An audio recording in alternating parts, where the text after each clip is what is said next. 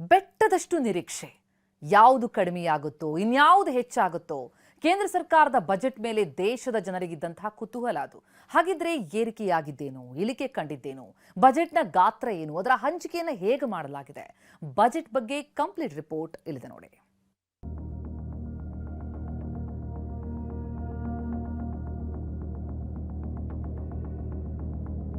ಜಾಗತಿಕ ಸವಾಲುಗಳು, ಮೂರನೇ ದೊಡ್ಡ ಆರ್ಥಿಕತೆ ಮಾಡುವ ಗುರಿ, ಒಂದು ತೂಕ ಹೆಚ್ಚು ಮಾಡುವಂತಿಲ್ಲ, ಒಂದು ತೂಕ ಕಡಿಮೆ ಮಾಡುವಂತಿಲ್ಲ.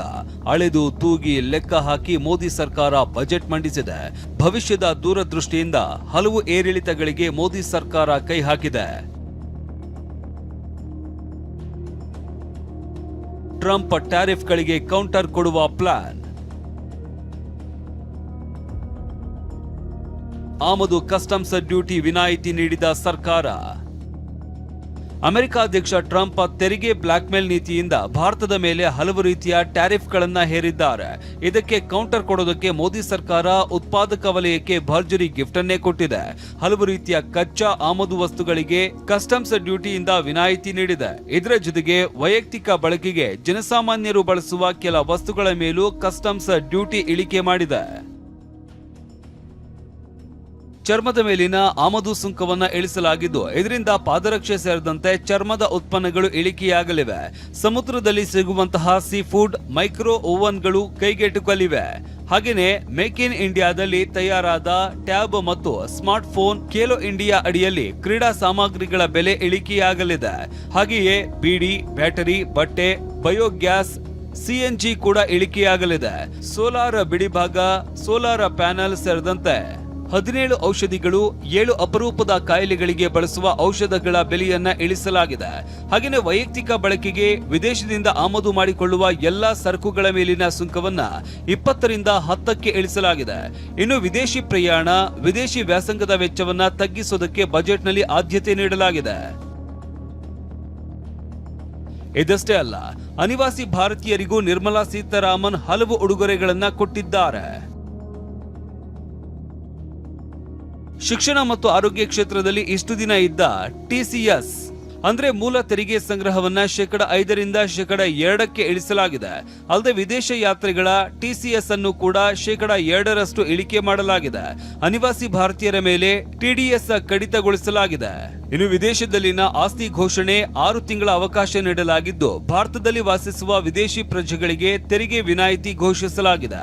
ಸೋಲಾರ್ ಗ್ಲಾಸ್ ಬಳಕೆಗಳ ಮೇಲಿನ ಉತ್ಪನ್ನಗಳಿಗೆ, ಬಯೋಗ್ಯಾಸ್, ಸಿಎನ್ಜಿಗಳಿಗೆ ತೆರಿಗೆ ವಿನಾಯಿತಿ ನೀಡಲಾಗಿದೆ. ಡೇಟಾ ಸೆಂಟರ್ಗಳಿಗೆ 2047ರವರೆಗೆ ತೆರಿಗೆ ರಜೆ ನೀಡಿರುವುದು ಕಾರ್ಪೊರೇಟರ್ ವಲಯಕ್ಕೆ ಲಾಭದಾಯಕವಾಗಲಿದೆ.